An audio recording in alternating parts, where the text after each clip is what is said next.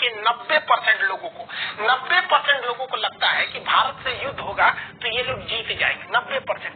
केवल 10% लोगों को लगता है कि वो हार जाएंगे। और वो 10% जानते हैं कौन है? पाकिस्तान की फौज है।